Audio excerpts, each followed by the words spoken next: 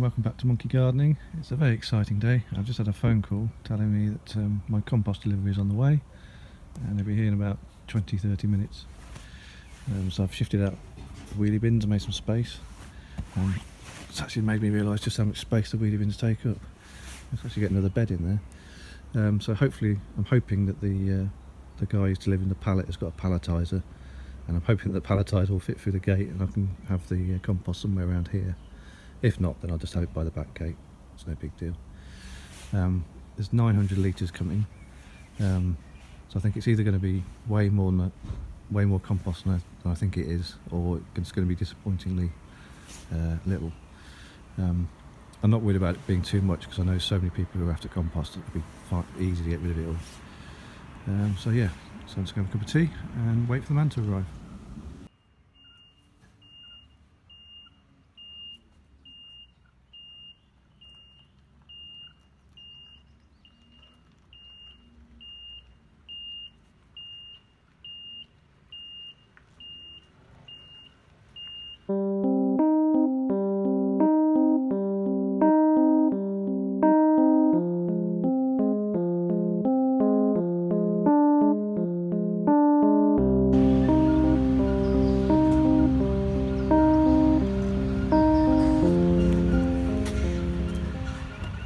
So away he goes, and that's what 900 litres of compost looks like.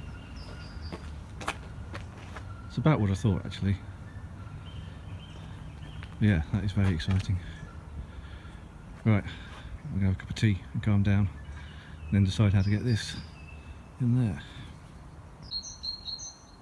So yeah, unfortunately the palletiser wouldn't fit through the gate. That's okay, I'm just going to use this trolley, fill up some big containers, and set up a little station here, and I can finally get on and plant some stuff up.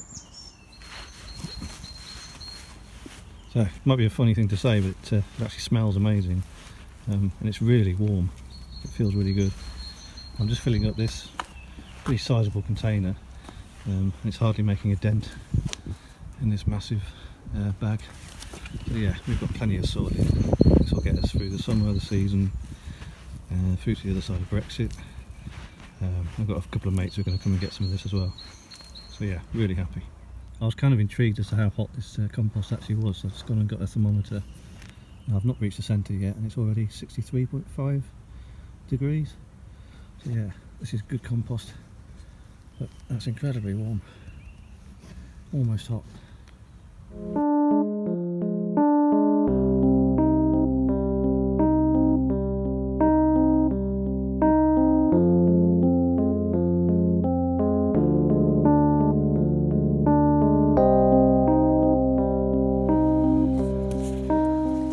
I've just started moving stuff in. I've hardly made a dent in the bag, even with this lot. These trolleys are really good. I think I picked it from B&Q for about 35 quid. If you're ever having to move stuff around or move house, this will save you a load of backache. I'll show you how much is left in the bag. Yeah, hardly made a dent. I can't believe how warm this stuff is. The plants are absolutely going to love this. I think the first thing I'm going to do is move everything out of this bed and top up this main bed, and then I'll go from there.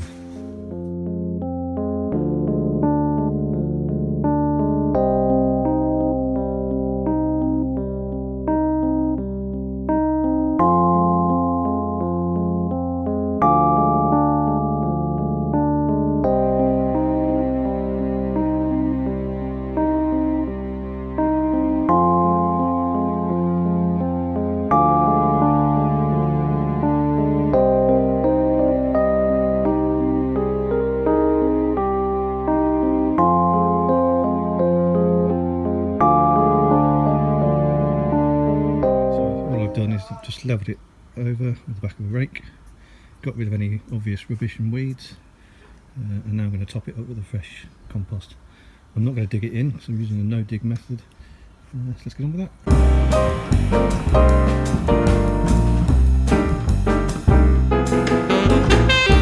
All I'm going to do now is trample all over it and compact it down. It looks a bit stony, but actually what looks like stones is actually bits of compost that are lumps.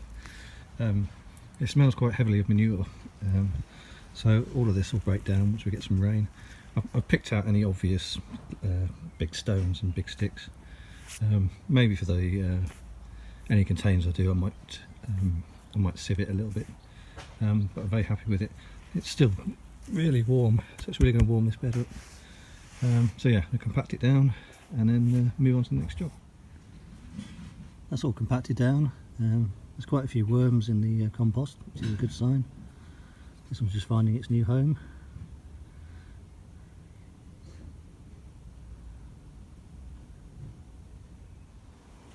Okay, that bed's done, and do the same with this, move everything out, top up the bed.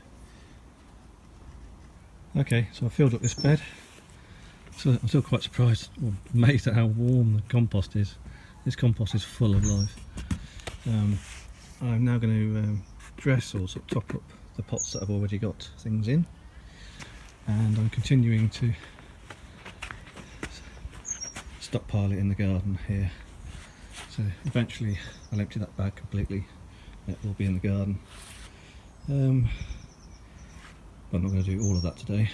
And then I'm going to start potting things up. Yeah, I don't think I've ever been so pleased to see a load of dirt. It does smell quite strongly of manure in here. Hopefully that'll die down. But for the moment I don't care. It smells like success. Right, catch you later. So I'm just about to put a few of these courgette plants back under the cloth just to protect them from the wind. And I've spotted that they've already got, I guess the focus, they've already got fruit growing. In fact, it looks like they all have. So I think once these are potted up, whether in containers or in the beds, they're going to go bananas. So yeah, that's very pleasing to see. Okay, so now comes the fun bit where I try and work out where everything goes.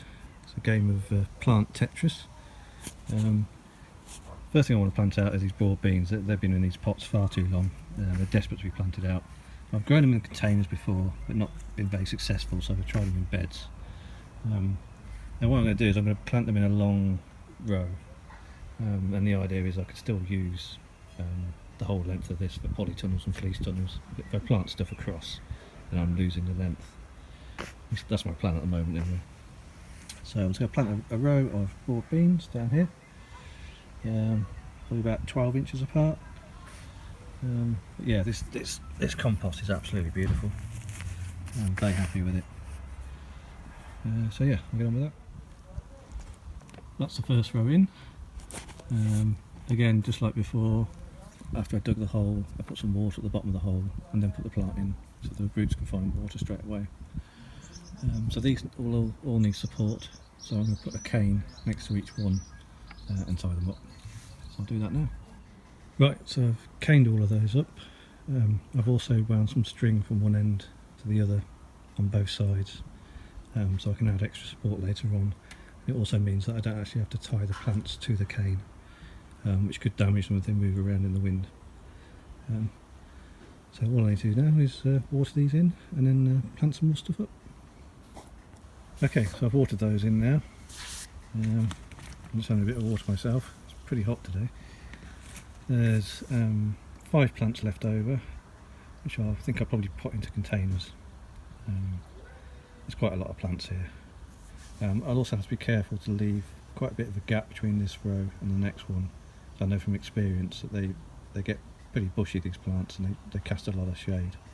So I'll probably have the next row somewhere around here, of whatever I decide to plant next. The main difficulty at the moment is working out where the courgettes are going to live. Courgettes need a lot of room. I've always been tempted to sort of cram them into the bed. You know, when they're small plants, you think, oh, I'll get quite a few into a bed, but they need much more room than you think. I'd also like to have a go at growing some of them vertically, but I'm not quite sure how many poles I've got, whether I'm going to be able to do that. So that's probably the next thing I'm going to sort out. Actually, I've decided to leave the courgettes for a minute because I'm still umming and ahhing about where to put them. But this bed, the bed that was made out of a bed, my lettuce and spinach did really well in this bed last year, so I'm going to use it for that again. So I've topped up the bed with the compost, and I put some of the plant out some of the lettuce, the ones that are ready. Not all of them are ready, some of them need to go back in the polytunnel. But I've got plenty of them, so even if they don't establish properly, I can just replace them. I think they should be okay. I can also put a piece of fleece over here to protect them a bit more. So I'll go ahead and do that now. So I'm just putting these in. I just wanted to show you how much root system they've got. So even though the plant looks fairly small on top, it's well established, it's ready to come out of this pot, so I'm quite happy to put it in the ground. Again, like everything else, I'm planting deep, so I'm not worrying if I'm burying a couple of leaves. The plants are far happier if you plant them a bit deep rather than too shallow. It protects them from the wind, the roots get going better, and they're just happier. Okay, so they're all planted in, same procedure as before. Dig a hole, put some water at the bottom of the hole, put the plant in, dig it deep, cover it up. I'll water these in properly, but I'm just going to wait until the whole of this bed is in shade so I don't scorch any of the leaves. I'm not amazingly convinced that anything's going to happen with this rainbow chard that I cut back. I don't quite need that space yet, so we'll give it a chance. Maybe this amazing compost will kick it into life, we'll see. Okay, that's that for that. Right, so I've just made this wigwam, which I'm going to attempt to grow courgettes up. I'm going to train the courgettes up, which I haven't done before. It's a bit of an experiment. I've not got anything to lose. I've got plenty of plants, I've got plenty of containers. So I'm going to try and grow 3 up these canes. I'll probably put another 2 behind in the bed, and then I'll plant the rest in containers. I might give a few away as well. I've made sure I've got just enough room left for the polytunnel. But if need be, the polytunnel doesn't actually need to live on the bed. It's just convenient to have it there. So yeah, I'm going to plant 3 courgette plants around each of the stem, and then see if I can train them up. I've seen quite a few books and websites recommend it, so hopefully it will work. It'll be quite interesting to see. Right, so they're planted in. I've planted them so that they're slightly angled in. So as they grow I can tie them to the poles. Yeah, pretty pleased with the way that looks. And they look like good strong plants. It's always kind of nice to remind yourself that you grew these just from seeds. So yeah, pleased with that. I'll water these in, and then I think I'll plant another couple of courgettes behind here in the bed, and then put some more into containers. Hello again. So yesterday turned out to be a really busy but really fun day. Getting that delivery of soil was kind of like just releasing the pressure on the garden. Everything been waiting for it. So I'll quickly show you what I got up to. I think I captured most of it on camera. So on the main bed, on the left hand side, I've got a row of broad beans. In the middle I've got 3 courgette plants which I'm training. I'm going to try and train up this cane. Behind that I've got another 2 plants in the bed and 1 in a container. Over here I've still got a load of courgette plants. I'm not sure how many of those I'm going to plant up into containers. I'm definitely going to give some away. I'll deal with that later today. What else? Over in the salad bed I planted lettuce. So if you remember in a few episodes ago, a couple of weeks ago, this is the first lot of lettuce that I pricked out of the big tray that I sowed in the first place. That's all good. I'm keeping an eye on these. If they look as if they're wilting, I'll stick some fleece on just in case they're not quite ready to handle the full sun. But they seem to be doing okay at the moment. It's pretty warm today. Next to that is either the second or third lot of lettuce that I pricked out. I've just stuck it there because it doesn't really particularly want to be under the polytunnel at the moment. There is spinach which I pricked out. I'm just leaving that for an extra day or 2 to establish itself so it's got enough roots, and I'll then plant that probably in this bed. What else? The strawberries in the ground are still growing on. I keep finding more of them. This bed with the potatoes, no sign of life yet. I'm slightly worried that I may have buried them too deep, but we'll just let this bed do its own thing for a while. Now I've got a load of soil, I can also grow some of these potatoes in containers. I've just got them here in the light here to try and chip them a bit, try and get some shoots coming through. More sunflowers, I'll pop some of these up later. Here's my rainbow chard, which eventually are going to live in the front of this bed here. I'm not quite sure whether to plant them into pots, grow them on a bit more, and then put them in the ground, or put them straight in the ground. I think I'll probably put some of them in pots. What else? More peas there, waiting to go in the bed. Which already has some peas waiting to be sowed up, to be planted up rather. You can see that the elder tree above me has started shedding its leaves. It's a bit of a cycle in this garden. First of all, you get the pussy willow tree dropping on the garden, then the blossom and the cherry tree, but that's all gone now, and then that's followed up by the alder. So you're constantly clearing up this garden. The other thing that's happened is that it's sort of middle of dandelion season, so that it's literally raining down dandelion seeds. So all of the pots have got tiny little dandelion seeds growing where they've touched the soil, which is no big deal, apart from when you're starting to germinate stuff. Occasionally you can't quite tell whether it's a seed that you planted or dandelion seeds. But that season will be over soon. I tend to leave a few dandelions growing in the garden anyway. The bees absolutely love them, and the seed isn't, too much of a hassle. Just try and keep on top of it. So over here, I've basically brought in a load of the compost into the garden. A, so it's easy for me to grab it and use it. B, just in case some scallies come along and steal my compost, I've got this in reserve. And I can show you how much is. Here I've planted up. So these were the broad beans that I had left over after I planted this bed. I put into some containers. The only thing about it, this compost is amazing. It's fantastic in the beds. It is quite heavy. It doesn't drain all that well. So it's definitely better for beds than it is for containers. If I had some perlite or some sharp sand, it would help. But it's good enough. It's going to be absolutely fine. I'm sure the plants will love it. I'll just need to be a little bit careful about overwatering stuff and letting the roots get too wet. So yeah, yesterday was really fun when the compost arrived. It was literally like Christmas Day. I could finally get on and get stuff established. And already the courgette plants are looking really happy. They've got really strong plants this year, so I'm really happy with that. I'll just show you how much compost I've got left. So I filled that bed yesterday. I topped up that bed rather. I topped up the bed over there. I dressed all of the containers that I already had. I planted up these two. I filled up all these containers, and then we go through the garden gate. We don't do very often. I've never done it in this video. So here's the bag. So yeah, there's probably just around, just under half left. A mate of mine, Mike, is coming to get some of this compost for himself.